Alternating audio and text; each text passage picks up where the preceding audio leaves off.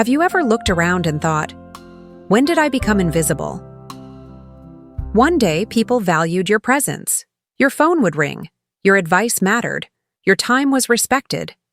And then, quietly, slowly, it stopped. After 60, many of us experience a shift that no one talks about. People stop calling as often. They cancel plans last minute. They stop listening when you speak. And here's the hardest part. You didn't change. But the way they see you did. If you're feeling overlooked, disrespected, or even forgotten, this video is for you. Today, I'll walk you through 7 powerful life-changing tips you can begin using right now when someone stops valuing you. And no, this isn't about confrontation, guilt-tripping, or revenge. It's about quietly reclaiming your energy, your dignity, and your peace without saying a word. Let's begin. Tip number 1. Quietly pull back your energy. One of the strongest things you can do when someone no longer values you is to stop giving your energy away for free. Don't explain. Don't argue. Just gently pull back. No bitterness, no drama, just space. Think of your energy as gold. If they don't value it, why keep spending it? Let me share Carl's story.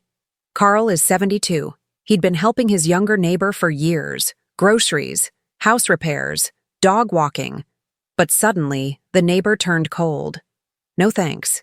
No conversation. No kindness. So Carl did something different. He stopped offering. He didn't slam the door. He just focused on his walks, his garden, and his crossword puzzles. 3 weeks later, the neighbor showed up at his door and said, "Hey, I haven't seen you in a while. Are you okay?" That's the power of pulling back. It's not a punishment. It's a reminder. You are not to be taken for granted. Tip number 2. Value your time like gold.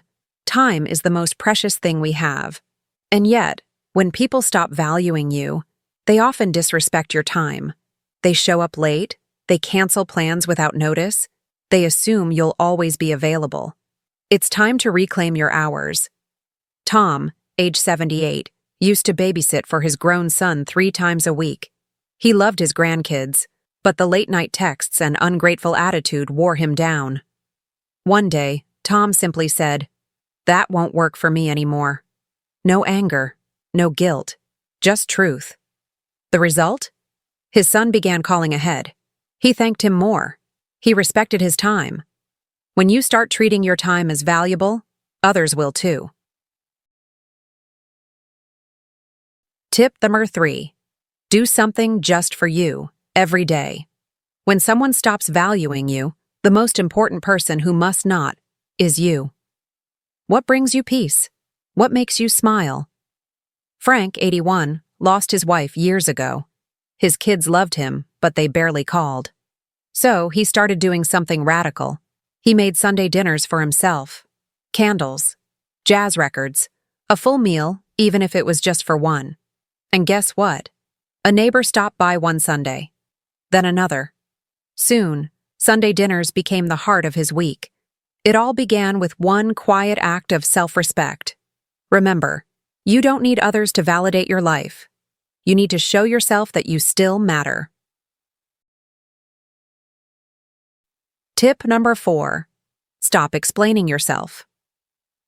Let this sink in. You don't need to explain yourself to people who don't value you. You don't need to defend your boundaries. You don't need to justify your feelings. Eleanor, 75, had loaned her sister money more than once. One day she simply said, "No, not this time." She didn't explain. She didn't list reasons. And that silence? It was more powerful than any speech. Explaining too much invites people to question your worth. But standing firm in silence says, "I know who I am, whether you understand or not."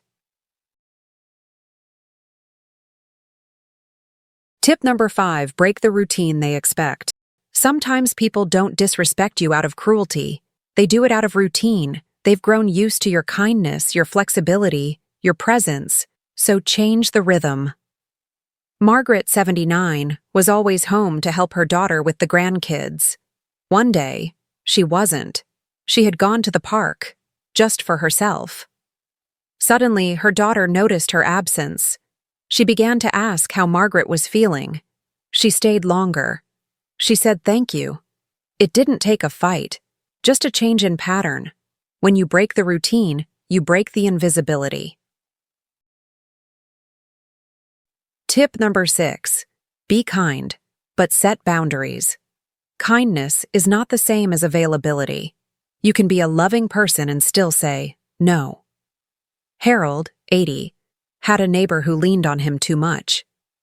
At first, Harold didn't mind, but it became constant and ungrateful. So he said, I can help once this week, but not regularly. And guess what? The neighbor respected it. Kindness with boundaries isn't mean, it's wise. It teaches others how to treat you without destroying your peace. Tip number 7. Say less, but mean more. Clara, 76, was always the fixer in her family. She wrote long messages, tried to explain, kept the peace. Until one day she didn't. She simply said, "That didn't feel right to me." And she left it there. That one sentence, said calmly, changed everything.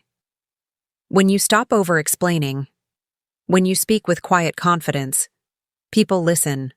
Say less, mean more. Let your presence do the talking. So let me ask you, which of these 7 powerful shifts do you need the most today? Quietly pulling back? Valuing your time? Doing something just for you? Saying less but meaning more? Whichever one speaks to you, begin there. Because you haven't lost your worth. You haven't faded. You are still blooming. People may forget your presence, but when you carry yourself with quiet dignity, they remember your absence, and that's where the change begins. Thank you for watching Elderly Wellness Stories. If this video touched your heart, please leave a comment below with the words, "I still matter." Don't forget to subscribe, like, and share with someone who needs to hear this today. We'll see you in the next video. Until then, walk with dignity, speak with peace, and never